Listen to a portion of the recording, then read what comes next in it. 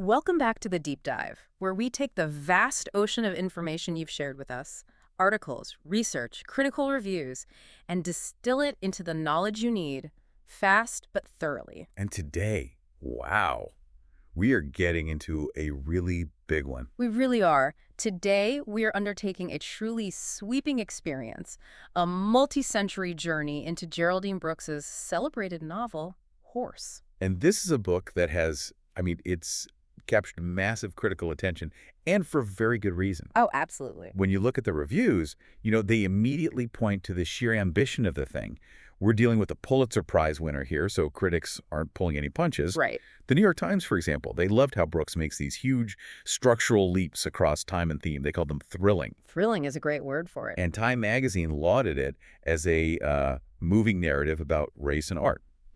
So it's immediately clear this is not just a book about a horse. That is exactly right. And our sources really confirm that all that high praise, it comes down to the novel's architecture. So our mission in this deep dive is to unpack that extraordinary structure.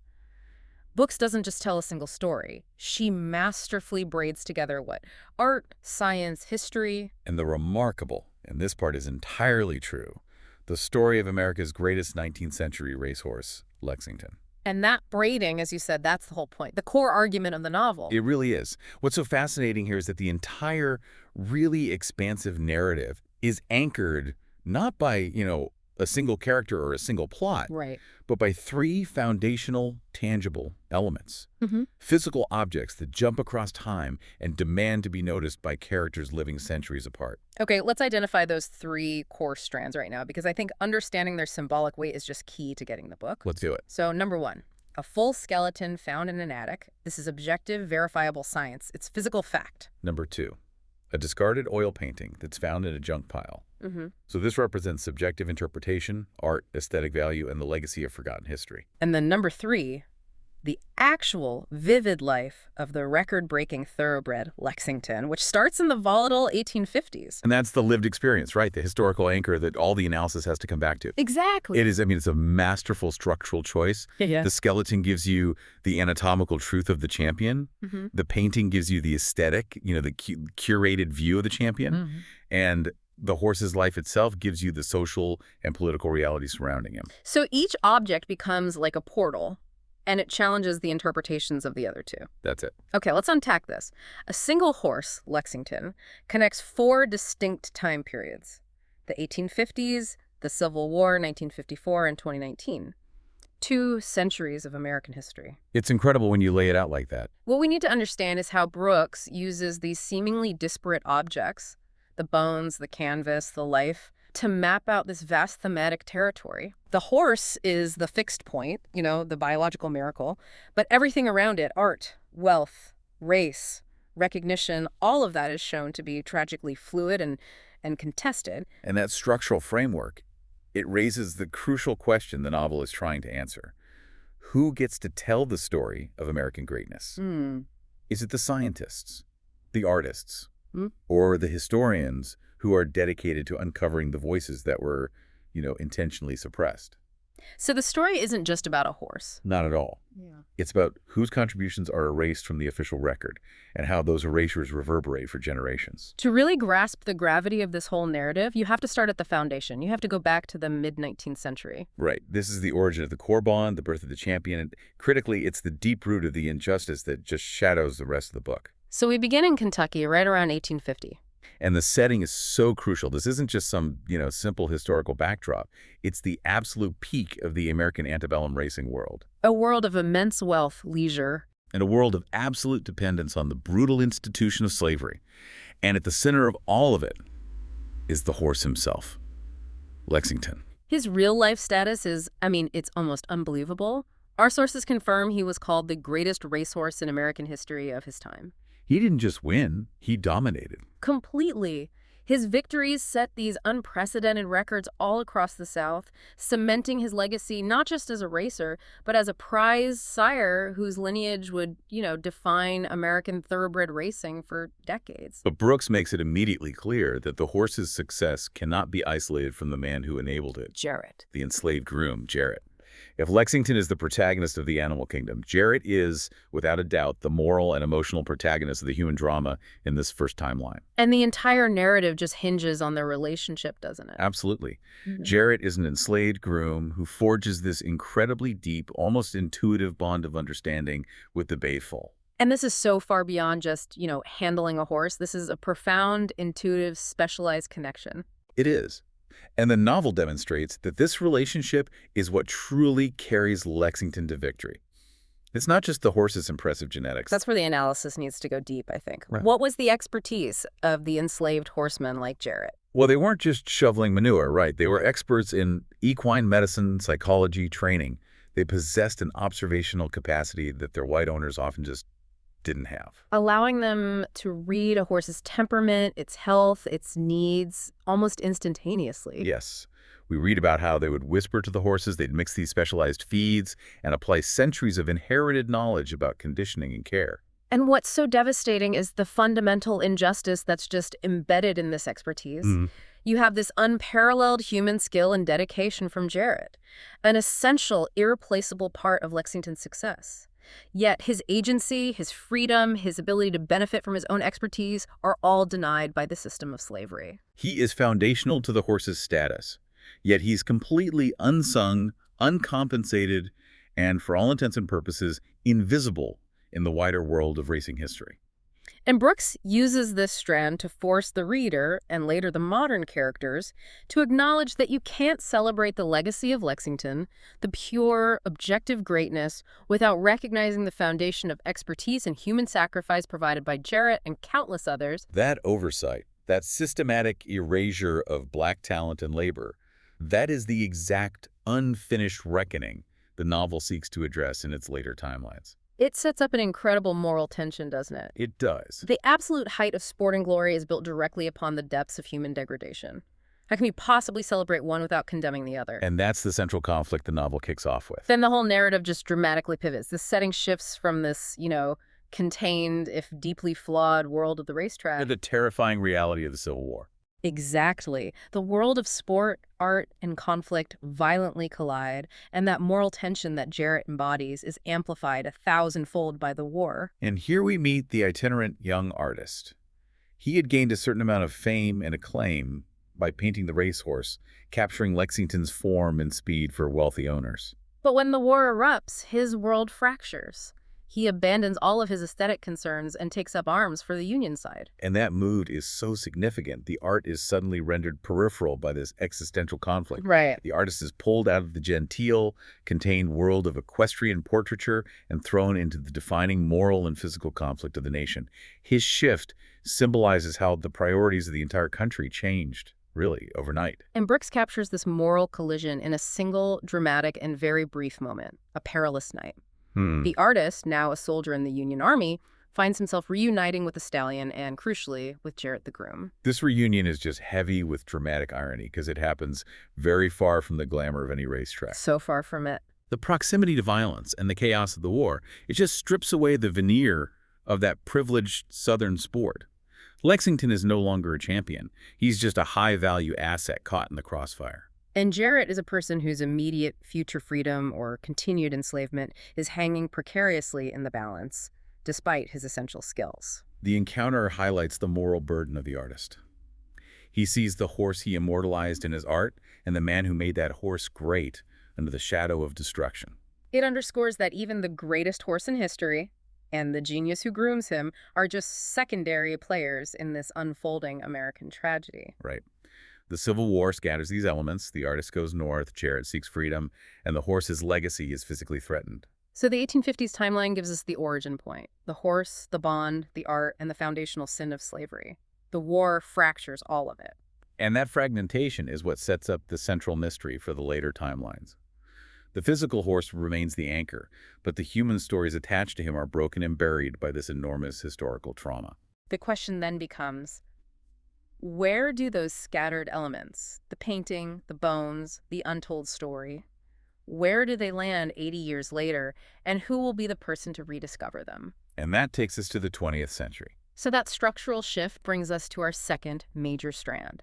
We leap forward 80 years, right into the middle of the 20th century. Yeah, from the battlefields and Kentucky stables of the 1860s straight into the cosmopolitan progressive world of New York City, 1954. And it's a critical transition because we move from the physical presence of the horse and the trauma of slavery to the legacy of the horse as it was captured and interpreted in art. A period where art means modernism, abstraction, and a conscious rejection of dusty historical relics. And our focus character here is Martha Jackson, who is a formidable and an almost contradictory figure in the art world. Let's look at her professional identity for a second, because it makes her obsession with Lexington's paintings so fascinating. It really does. Martha Jackson is introduced as a high-powered gallery owner, and she's not interested in tradition. She was celebrated for taking risks on edgy contemporary painters. We're talking about the pioneers of mid-century avant-garde, right? Abstract expressionists, artists who are dedicated to destroying the formal rules of the past. She was looking dedicatedly, obsessively toward the future of art. So we have a progressive gallerist who is devoted to challenging the conventions of painting, who is suddenly intensely obsessed with a relic. A 19th century equestrian oil painting. This structural choice, this narrative inversion, it's the perfect way to show how the past can just hijack the present. That contrast is everything. Her professional life is about celebrating the new and dismissing the old, yet she becomes completely captivated by this painting. It represents everything her gallery usually rejects. Traditional subject matter, traditional style, and history with a capital H. The object itself defies her self-imposed professional boundaries. And the source material explicitly calls this a sudden obsession, which suggests the painting holds some kind of magnetic power, maybe a historical urgency that demands attention, even from a modernist. Right, it refuses to be just a decorative piece. It's an artifact carrying the weight of the Civil War era. And that obsession is driven by the mystery of its provenance. The painting is described as having mysterious provenance. It's an orphan piece of art. A relic whose history, who painted it, who owned it, how it survived the destruction and chaos of the 1860s is unknown or obscured. It's a fragment of a lost story. And the lack of a clear history is the narrative hook that connects her and us back to that itinerant Civil War artist we just talked about. It begs the crucial question: how did this specific depiction of Lexington, arguably one of the most historically significant horses in the country, end up being discarded in the first place? Because that's the other critical detail. Right. Our sources note it started in a junk pile. Just think about that for a moment. A depiction of arguably the greatest horse in American history, created by a notable artist, reduced to junk. It's incredible. That fact alone is so telling. It represents how historical objects, even those depicting the peak of American sporting greatness, can be forgotten, neglected, seen as valueless, simply because public memory has moved on. Or because the context around the piece, like the story of Jarret, has been deliberately lost. This timeline forces Martha Jackson, and therefore us, the reader, to acknowledge that history is often literally discarded. We throw away what we don't want to look at. But the painting, rescued from the junk pile, it retains its inherent historical weight. It's not just about aesthetics. Jackson senses the complex, painful history pulsating beneath the canvas of a seemingly simple horse portrait. And this obsession in 1954 acts as the crucial bridge. The 1850s created the injustice and the trauma.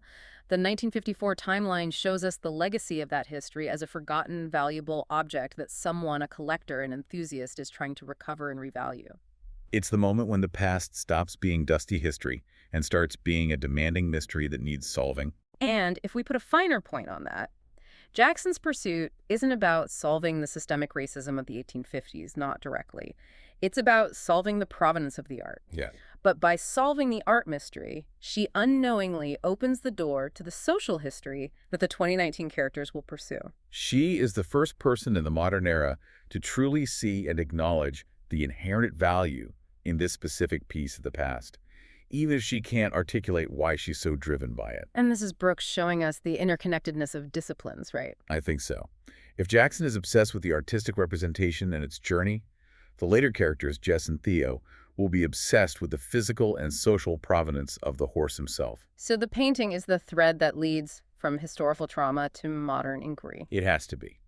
The journey of that painting from a Kentucky stable, through a war, surviving decades of neglect, and finally ending up in a mid-century junk pile. It's a powerful metaphor for America's selective relationship with its own history. We discard what is inconvenient or painful. But the object itself retains the truth. just waiting for someone to look hard enough. And this obsession drives Jackson to investigate, setting the stage for the true convergence in the 21st century. She is essentially the accidental curator of the painful past, Yeah. ensuring that one tangible link survives long enough for the reckoning to occur. That incredible journey of the painting and the horse's bones brings us to our final and I think most complex timeline, the modern reckoning. We jump forward again to Washington, D.C. in 2019, where these historical threads, the skeleton, the rescued painting, and the lost narrative of Jarret finally begin to converge in unexpected and necessary ways. This is where Brooks explicitly balances the thematic elements of art, science, and social history in a contemporary setting. And we have two key characters here, each approaching the legacy of Lexington using wildly different modern disciplines, yet both are driven by the same fundamental need to uncover the truth. Right. So first, let's look at Jess, the scientist. She's an Australian Smithsonian scientist, and giving her that outsider status is a clever literary move, I think. It allows her to approach deeply rooted American history with a certain degree of impartiality in her scientific pursuit. And she is focused purely on objective data. Her focus is entirely on the horse's physical remains, studying the stallion's bones. This is the science component of the novel's thematic balance. It's a search for quantifiable truth. And her research goal is highly specific, extracting clues to his power and endurance. She is trying to solve the riddle of Lexington's physical greatness through biology, using the most advanced 21st century techniques available. So what exactly is she looking for? I mean, she's likely using advanced forensic and genetic techniques. Right. You can imagine her looking at bone density issues, skeletal anomalies that might account for his speed, or maybe even extracting mitochondrial DNA to trace his lineage and look for genetic markers of speed and durability. She's dedicated to finding the objective, verifiable truth locked within the physical matter of the horse itself. So the skeleton, which we know is found in an attic, is now subject to the rigorous, detached scrutiny of modern science. It represents the measurable truth of greatness. It's the ultimate attempt to quantify the miracle. What was the secret ingredient? Was it purely genetic? Was it structural? And Jess's work says, the answer has to be in the bones. But if we connect this to the bigger picture, Jess's scientific pursuit implicitly excludes the human element, doesn't it? The bones can tell her how fast he was, but not who made him fast or what societal framework enabled that training. And that's where Theo comes in. In parallel, we have Theo, the historian. He's a Nigerian-American art historian, and his approach could not be more different from Jess's. He represents the socio-emotional record. Theo's focus is emphatically on the social history surrounding the horse in the art. He's not interested in bone density or mitochondrial DNA. He's interested in the historical record, the overlooked documents, the uncredited names, and the necessary context to complete the story. His specific mission directly confronts the injustice established in the 1850s narrative. It does. He is uncovering the lost history of the unsung black horsemen who were critical to his racing success. So this explicitly connects his work back to Jarret, forcing the modern reader to confront the profound erasure of these figures. Theo is actively engaged in historical revision. While Jess is looking inside the horse, Theo is looking around the horse at the societal structures that enabled yet simultaneously erased the human talent responsible for Lexington's victories. So his research involves digging through plantation records, looking at old racing journals for uncredited mentions, sifting through bills of sale and oral histories. All the gaps in the historical documentation left by systemic racism.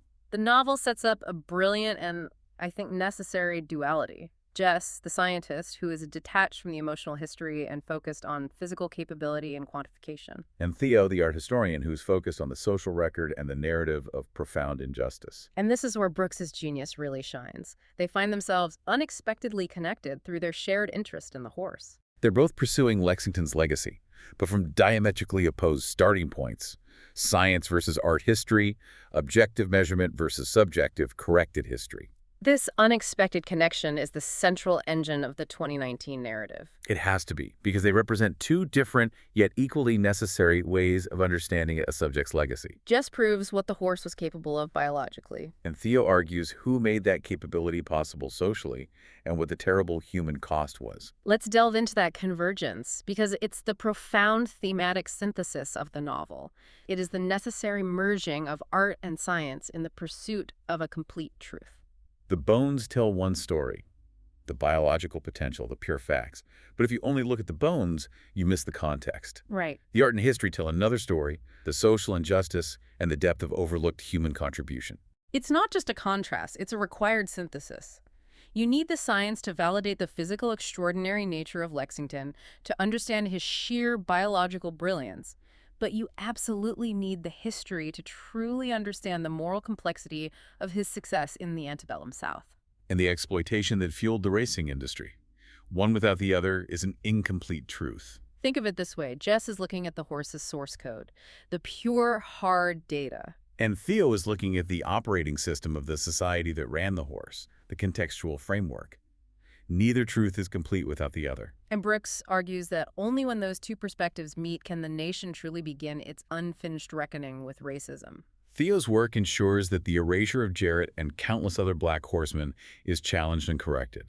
The story of Lexington cannot be pure sport or pure biology in the modern context. It must also be a narrative of American labor, talent, and profound systemic exploitation. The brilliance of the horse is inextricably linked to the erasure of the man who trained him. And the fact that these three elements, the bones, which is science, the painting, which is art, and Jarret's story, history, the fact that they all converge in 2019 suggests that for the reckoning to truly begin, all parts of the story must be unearthed and examined simultaneously. The painting had to be valued and recovered in 1954, and the bones had to be studied scientifically in 2019 before the dedicated historian Theo could fully claim and restore the social narrative that had been buried for over a century. And the stakes are high for both characters. Jess seeks scientific closure on a biological phenomenon. She wants the facts to stand on their own. While Theo seeks historical justice for a human phenomenon, the skilled, enslaved people who were the true engine of this sport, they're looking at the same horse but searching for different kinds of immortality. This whole structural interplay encourages critical thinking about how history is formed and revised. In a country grappling with its foundational sins, how do you correctly attribute greatness? Is the greatness purely the animal's biology? Or is it the human skill, the nurture, the training, and the protection that enable that animal? Brooks argues forcefully that the two are inseparable. So the modern characters are essentially acting as auditors, attempting to correct the record that the 1850s created and the 1954 timeline only partially recovered. It's a compelling argument for the necessity of interdisciplinarity in understanding history. The whole truth requires a scientist to study the bones, a gallery owner to rescue the art, and a dedicated historian to recover the names that were systematically erased. The deep dive into this book reveals that history doesn't just sit there waiting. It requires active, multidisciplinary excavation. Wow. This deep dive into Geraldine Brooks's horse has truly illuminated the expansive, complex nature of her storytelling and structural ambition. It really has. Let's synthesize the major elements we've distilled from the source material, ensuring you, the listener, walk away with the most crucial takeaways. Okay. First and foremost, we've seen the extraordinary sweeping scale across American history, moving fluidly from 1850, tracking through the trauma of the Civil War, landing in the modern art world of 1954, and finally resolving in the contemporary pursuit of truth in 2019. And that scale allows the novel to track not just a life, but the complex, enduring weight of a legacy. Right, and central to that complex structure is the brilliant and deliberate use of objects. The skeleton, representing quantifiable science, and the painting, representing subjective art, used to anchor these massive thematic dives. These physical relics are the connective tissue linking disparate eras and characters, proving that history isn't just abstract dates, it's tangible objects carrying powerful and often painful secrets. The book effectively juxtaposes science and art in the search for truth, doesn't it? It does. We see the difference between quantifying physical capability through bone analysis and interpreting historical resonance and aesthetic value through art. Yet, the novel makes the case that both disciplines, when combined, are necessary to fully appreciate the complex reality of the subject. Exactly. The scientific proof validates the scale of the horse's greatness, but the historical context gives that greatness its moral dimension. And underlying all of it are the critical, challenging themes that define the American experience.